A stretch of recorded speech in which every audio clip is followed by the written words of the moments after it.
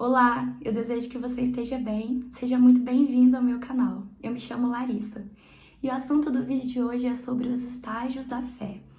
A teoria dos estágios da fé foi elaborada pelo James Fowler em 1981, o qual até mesmo deu origem ao seu livro, que se chama Estágios da Fé, Psicologia do Desenvolvimento Humano e Busca do Sentido.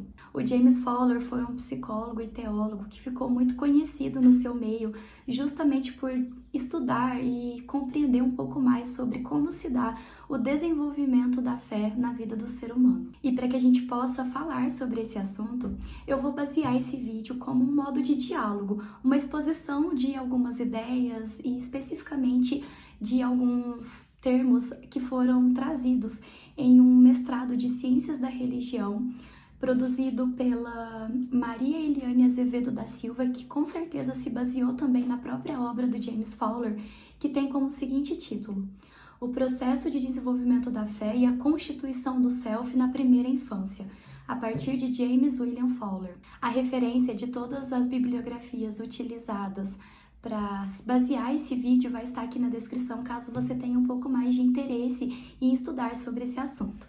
Então vamos começar, mas para que antes a gente comece a falar sobre os estágios da fé mais especificamente e sobre os estudos da teoria desenvolvida pelo James, a gente precisa compreender o que é fé. E para que a gente possa compreender o que é fé, eu vou trazer uma definição de Smith que se encontra neste mesmo documento na página 60, que diz o seguinte acerca da fé: a fé é mais profunda, mais rica e mais pessoal. Ela é engendrada por uma tradição religiosa em alguns casos e em certo grau por suas doutrinas. Porém, ela é uma qualidade da pessoa e não do sistema. Pausa. Bom, a partir dessa definição, nós já compreendemos que a fé não está necessariamente atrelada a uma prática religiosa, e sim a algo muito intrínseco ao ser humano, algo muito subjetivo do próprio ser humano. Ou seja, para que a fé exista, não necessariamente você irá praticar uma religião ou praticar uma religiosidade, porque ela pode ser uma característica do próprio ser humano e não relacionada a uma prática religiosa. Continuando. É uma orientação da personalidade em relação a si próprio, ao próximo e ao universo. É uma resposta total, uma forma de ver as coisas que se veem e de lidar com as coisas que se lida, quaisquer que sejam elas. Uma capacidade de viver além de um nível mundano, de ver, de sentir e agir em termos transcendentais. Ou seja, nós podemos compreender que a fé pode sim estar conectada a uma prática religiosa ou até mesmo a uma prática espiritualista, mas não necessariamente. Ela é algo próprio do ser humano e ela também se relaciona com a fé do outro ser humano, daquele ser humano que está inserido em um meio social, em um meio cultural, que tem toda uma história de vida.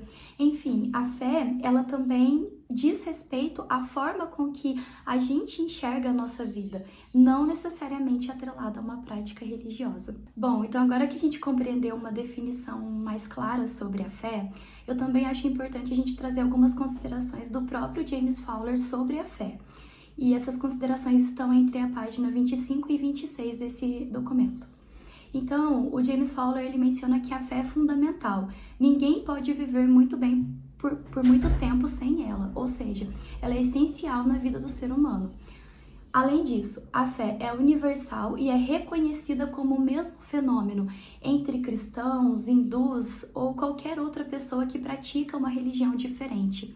Por mais que seja algo intrínseco ao ser humano, ela pode ser manifestada de diversas formas, mas não deixa de ser algo universal. Além disso, a fé é infinitamente diversificada e é única em cada pessoa, exatamente o que eu mencionei. Ela é algo diversificado, ela pode ser presenciada tanto no candomblé, quanto na igreja católica, quanto na igreja evangélica, e ela pode ser presenciada por todo e qualquer ser humano, mas de formas diferentes. Além disso, a fé é dinâmica e o seu crescimento contínuo requer um autoexame e disposição para o encontro com as próprias atitudes da fé das outras pessoas. Exatamente por isso que ela também pode ser definida como algo interativo e social, porque a minha fé pode se relacionar com a sua fé, que pode se relacionar com a fé do outro. Ou seja, a nossa fé, ela se relaciona com as fés dos demais e de modos distintos também, até porque se nós pensarmos em uma fé dentro de uma religião, a fé candomblessista, por exemplo, é diferente da fé católica, mas ainda assim elas não deixam de se relacionar de algum modo, porque elas têm uma única qualidade, que é a qualidade da fé. E exatamente também por isso que ela pode ser definida como algo comunitário, como algo que está inserido dentro de uma linguagem, de um ritual, de uma alimentação. Ou seja, se nós pensarmos a fé dentro de uma religiosidade, cada religião vai manifestar a sua fé de uma forma. Como eu dei o exemplo do candomblé, o candomblé manifesta a sua fé dentro dos seus rituais, da sua linguagem, das suas crenças, assim como, por exemplo, a Igreja Católica Cristã manifesta a sua fé dentro dos seus rituais, da sua linguagem, dos seus preceitos, dos seus dogmas, enfim. Por mais que ela seja uma única essência, nós temos diversas formas de manifestá-la. Então, agora que nós falamos sobre os conceitos e algumas definições acerca da fé, vamos falar especificamente sobre os estágios da fé que foram elaborados pelo próprio James Fowler. Para que a gente possa falar especificamente de cada estágio, é importante a gente mencionar algumas características importantes também. Então, o próprio estudo do James Fowler, ele foi baseado em algumas teorias do desenvolvimento da psicologia.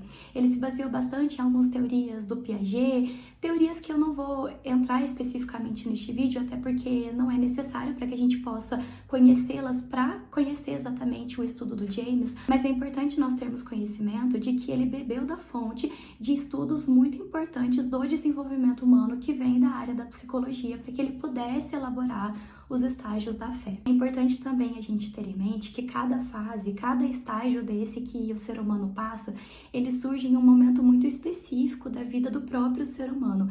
E assim também ele ajuda o ser humano a enfrentar e a compreender algumas fases e algumas questões muito importantes da sua própria vida. Para que fique mais claro, vamos pensar que de cada fase é como se nós subíssemos de nível, entre aspas.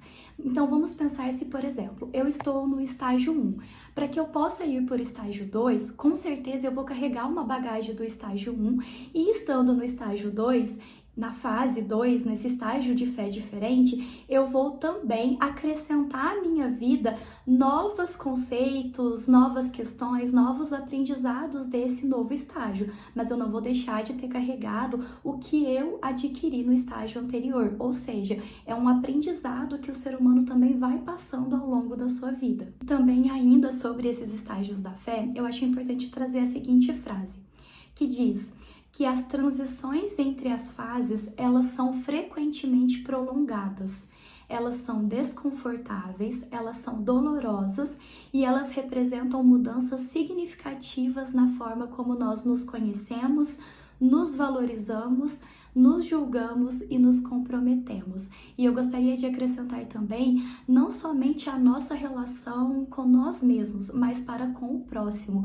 Porque se nós pensarmos em fé e se nós admitimos que a fé ela é relacional, a minha fé pode se relacionar com a sua, o passar por um estágio, de um estágio para o outro e desenvolver a nossa fé não vai afetar somente o meu processo, mas também a minha relação com o próximo, a forma com que eu vejo o outro, a forma com que eu relaciono a minha fé com a fé do outro.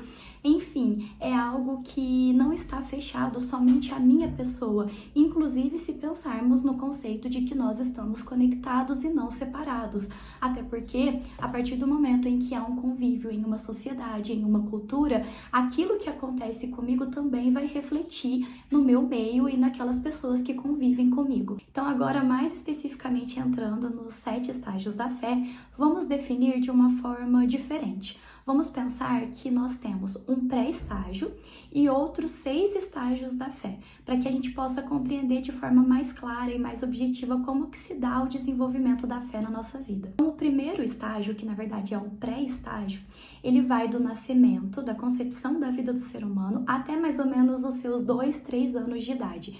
Esse pré-estágio se chama estágio da fé indiferenciada. E por quê? Vamos compreender o momento de vida do ser humano. Então, quando nós nascemos, ali dos nossos 0 aos 2, 3 anos mais ou menos, é um momento crucial em que a criança está formulando os seus primeiros vínculos, em que a criança está formulando as suas próprias necessidades básicas a partir da convivência com o outro que cuida dela. Ou seja, eu tenho também um vídeo de necessidades básicas, acho que é muito importante compreender essas necessidades para que a gente possa compreender esse estágio também. Se você quiser, eu posso deixar aqui no card. Mas enfim, voltando. Nós temos as nossas necessidades básicas enquanto crianças e essas necessidades, elas são supridas através do contato com o outro. Ou seja, neste momento que a criança vai criar o seu momento de conexão, que ela vai ser suprida das suas necessidades do prazer, que ela vai se sentir amada, que ela vai se sentir pertencida, que ela vai elaborar o seu processo de apego, ou seja, o seu processo de confiança para com o outro.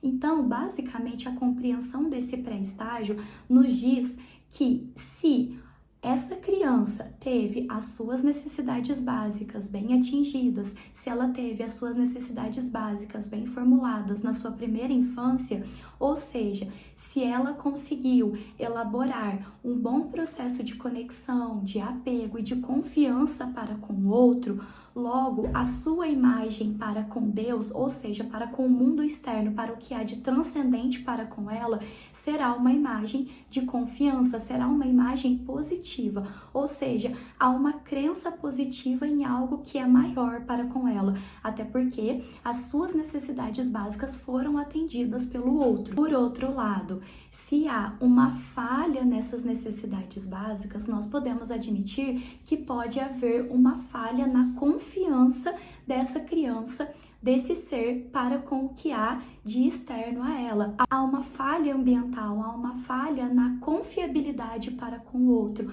Logo, há também uma falha para com a crença em algo superior. Há uma falha para com a crença no transcendente, no Deus. Enfim, é desse modo que se dá um rompimento ou até mesmo a capacidade de se formar um vínculo com Deus ou com algo que seja transcendente a essa criança. Então, agora que nós compreendemos o pré-estágio, vamos entrar mais especificamente no primeiro estágio, que é o estágio da fé intuitivo-projetivo. Esse primeiro estágio, ele vai dos 2, 3 anos até por volta de uns 7, 8 anos mais ou menos. E por que intuitivo-projetivo? Vamos novamente compreender o processo que a criança está vivendo nesse estágio da vida, que o ser humano está vivendo. Bom, se nós pensarmos por volta dos 2, 3 anos até os 6, 7 anos, 8 anos de idade, é um momento em que a criança começa a desenvolver as suas primeiras habilidades, a habilidade de andar, de falar, ou seja, é um momento que ela começa a desenvolver a sua autonomia. Além da autonomia, também a sua própria independência. Então, é um momento que ela começa a explorar o mundo. Se nós pensarmos na linguagem, é um momento também que a criança desenvolve a linguagem simbólica projetada em algo externo, ou seja, ela intui algo e projeta na linguagem falada. Então vamos pensar como que se dá o desenvolvimento da fé, por exemplo, nesse estágio. Eu não sei, provavelmente você já deve ter visto em algum momento uma criança ali por volta dos seus 5, 6 anos de idade, se ela tá na missa, por exemplo, e todo mundo vai agachar para rezar o Creio em Deus Pai, ou no momento da Eucaristia. O que acontece com a criança? Geralmente ela tende a imitar o comportamento dos adultos. Por quê? Porque ela intui que aquilo é o mais correto a se fazer, porque a criança está no momento de imitação, de projeção daquilo que ela está presenciando, que ela está vivenciando, então ela intui que o correto é ela também agachar, então ela agacha e ela começa a rezar. Assim também se, por exemplo, ela está em um terreiro com a sua família, ou dentro de casa casa, a sua mãe toda noite agacha para rezar uma Ave Maria, ela também vai e agacha para rezar uma Ave Maria. Ou seja, o momento é de imitação da atitude daquele que está perante ela. Por isso mesmo que a fé, ela se torna fantasiosa e imitativa. Não há algo muito elaborado na mente da criança, ainda está muito no campo da fantasia, no campo do que é trazido para ela e do que é inserido no seu próprio meio. Agora vamos pensar no segundo estágio, que é o estágio da fé mítico-literal. Esse estágio começa ali por volta dos 7, 8 anos, que é quando a criança sai do estágio intuitivo-projetivo e vai até ali por volta dos 11, 12 anos, que é quando ele começa a entrar na pré-adolescência. Mas é importante a gente mencionar que não necessariamente todas as pessoas vão passar por esse estágio com essas idades específicas. Inclusive, há um adendo muito específico que precisamos fazer no estágio mítico-literal, é que o próprio James Fowler ressalta e menciona que muitos adultos se encontram nesse estágio. Então, vamos compreender um pouco mais de como que se dá esse processo. Vamos pensar no desenvolvimento da criança nesse momento de vida, nessa idade. Esse momento, a criança está vivenciando um período que se chama operacional concreto. Isso é um estudo do desenvolvimento humano que foi elaborado pelo Piaget, que inclusive o próprio James Fowler bebeu muito da fonte do Piaget para elaborar os estágios da fé. E o que diz esse período na vida da criança e do pré-adolescente? É um período em que a linguagem ainda é muito concreta. Não há nada muito simbólico e nem muito metafórico elaborado. Tudo é visto como muito concreto. Ou é sim, ou é não, ou é 8 ou 80. Não tem uma fantasia muito grande por volta da linguagem, como a gente que é adulto compreende, por exemplo, as metáforas. Nesse período, tudo é visto como muito certo e muito concreto. E por que então mítico literal? Vamos compreender que nesse processo, durante essa fase de vida, é um momento em que a criança vai se deparar com as histórias da sua comunidade, ou seja, é um momento que ela já pode começar a estar inserida ali na escola, num meio diferente daquele da família dela, e é exatamente neste meio que pode vir à tona as histórias contadas, ou seja, vamos pensar em histórias religiosas, seja a história dos orixás, a história da Bíblia, da Arca de Noé, enfim, essas histórias elas são inseridas de modo mítico, porque é algo fantasioso, mas ainda assim a criança e o pré-adolescente interpreta como algo literal, porque nós precisamos ter em mente que a linguagem e o modo de interiorização ainda é muito concreto. Então vamos exemplificar de uma forma mais simples. Vamos imaginar que nesse período de vida, o pai vai e fala para o seu filho assim: olha, você não pode fazer isso, senão o Papai do Céu vai te castigar. Qual que é a visão e o reconhecimento que essa criança pode elaborar de Deus? Ela pode elaborar de um Deus muito literal, ou seja, de um Deus que pune, que é agressivo e que é rígido e muito rigoroso caso ela cometa algum pecado, ou também de um Deus que é bom, que é amigo, que é pai e que é de recompensas caso ela faça ou tenha uma boa atitude na sua vida. Para isso, nós também podemos exemplificar uma ideia de, por exemplo, céu e inferno, como algo relativo à ideia de bem e de mal, ou seja, tudo ainda é muito concreto. E por que nós podemos assumir que alguns adultos e muitos adultos podem sim presenciar ainda assim esse momento dessa fase na sua vida? Porque concebem ainda a ideia de algo muito literal, como se não pudesse haver uma possibilidade diferente entre o bem e o mal, ou entre o certo e errado, ou entre um Deus que pune e um Deus que justifica as suas boas atitudes e te recompensa. Enfim, essa ideia e essa forma de praticar a fé, ela pode ser vista no adulto que ainda enxerga o Deus ou a sua religião ou os orixás, enfim, aquilo que ele pratica de uma forma muito rígida e muito rigorosa, como se não pudesse haver um meio termo ou se não pudesse haver outras perspectivas. Então, agora que nós falamos do segundo estágio, vamos pensar no terceiro estágio. O terceiro estágio se chama sintético convencional. Ele vai por volta dos 11, 12 anos, que é quando a criança e o pré-adolescente sai do estágio anterior mítico-literal e atinge até por volta ali dos seus 17, 18 anos, quando está saindo da adolescência e começando a entrar na fase adulta. E por que sintético convencional? Por que sintético? Porque é exatamente nesse processo que o adolescente começa, já estando em um meio diferente, né, ali na sua escola e talvez até em outros pequenos grupos, ele sintetiza a fé que é passada do outro para a sua vida. Ou seja, ele sintetiza também de modo literal, como se não pudesse haver uma autoridade de si próprio para estabelecer uma fé diferente na sua vida. A fé dele é muito baseada na fé da autoridade que está perante ele, ou seja, ele está sintetizando para a vida dele a fé que lhe é imposta naquele meio.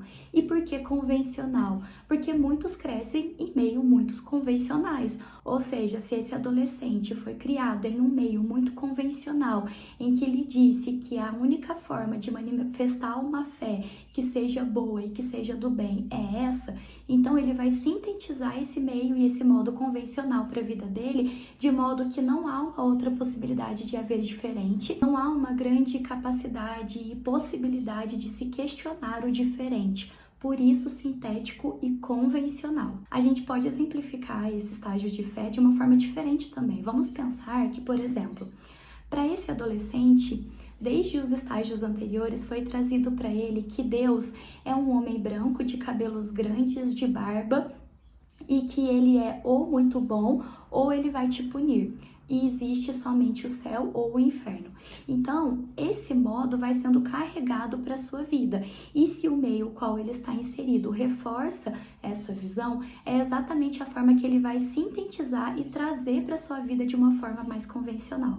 Agora vamos falar sobre o quarto estágio da fé, que é o estágio individuativo reflexivo. Esse estágio ele se permeia por volta ali dos 17, 18 anos e vai até os 35, 40 anos, que é quando o ser humano já está passando pela sua fase adulta. E por que individuativo reflexivo? Porque neste estágio começa-se um pouco do questionamento do mundo externo. Começa-se a questionar um pouco mais sobre aquilo que já havia sido trazido nos estágios anteriores.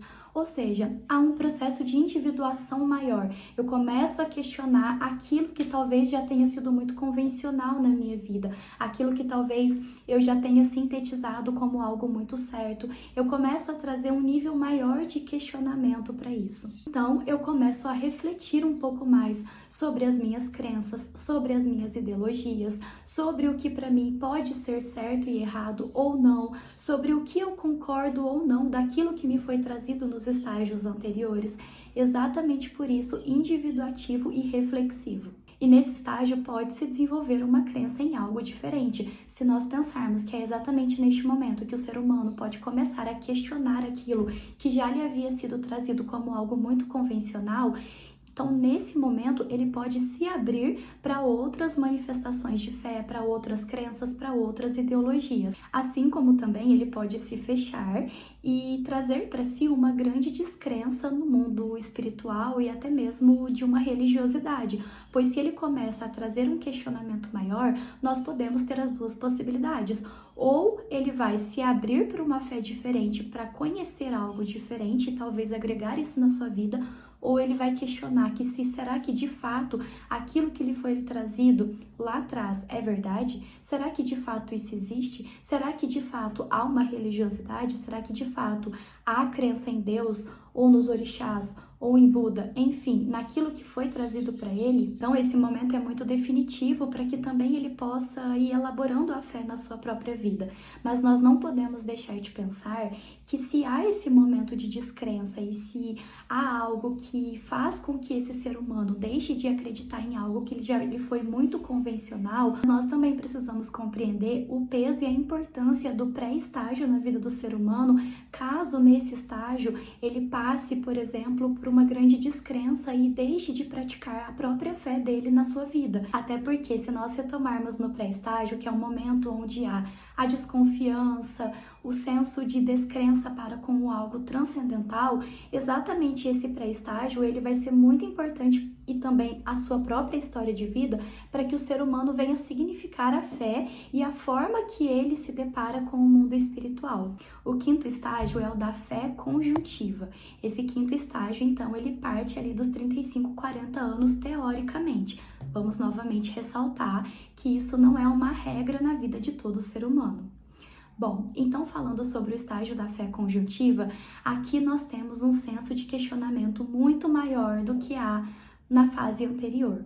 Ou seja, aqui nós podemos pensar que há sim uma grande expansão da consciência, nós podemos sim ter uma grande expansão de consciência nesse estágio, pois começa-se a questionar mais, começa-se a questionar sobre as ideologias e começa-se também a trazer um grande senso de justiça, no sentido de, por exemplo, se eu me deparo com uma fé ou com uma ideologia ou com uma crença que fere algo nos direitos básicos do ser humano, seja na sua forma de expressão, na sua liberdade, na sua autonomia e até mesmo para com as suas diferenças, exatamente nesse estágio que eu posso me rebelar contra essa forma de praticar a fé. Então, há uma grande capacidade crítica para se confrontar os valores que já foram estabelecidos e que de algum modo possam interferir na liberdade e na expressão e nos direitos do próprio ser humano. Mas nós não podemos deixar de mencionar que o perigo desse estágio é justamente a passividade. Por quê? Porque se eu começo a me deparar com algo, ou alguma fé, alguma ideologia, algo externo que está ferindo alguma coisa muito subjetiva do ser humano, o que teoricamente eu poderia fazer? Eu poderia me ingressar em algum movimento, eu poderia fazer algo ativamente para trazer a mudança para isso. Mas exatamente neste processo que o ser humano, de fato, ele vai tomar uma atitude ou ele de fato vai simplesmente se deparar com as diferenças, se deparar com o que há de talvez muito crítico que possa ferir os direitos do outro e ele vai ficar passivo. Ele pode ficar passivo e não tomar atitude nenhuma, ele pode ficar passivo e deixar a sua espiritualidade e a sua fé de lado. Então, esse momento e esse estágio de fé é muito importante para que a gente possa compreender também como se dá as outras grandes mudanças que vieram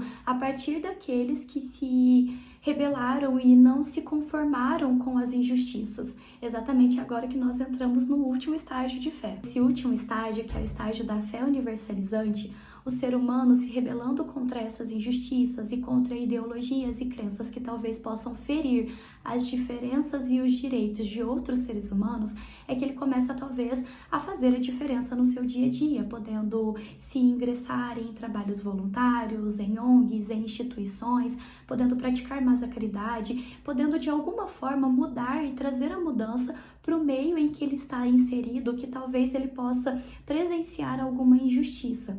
Até porque é nesta fase que a gente pode pensar especificamente que o ser humano ele enxerga o seu próximo como semelhante a si próprio, mesmo nas diferenças.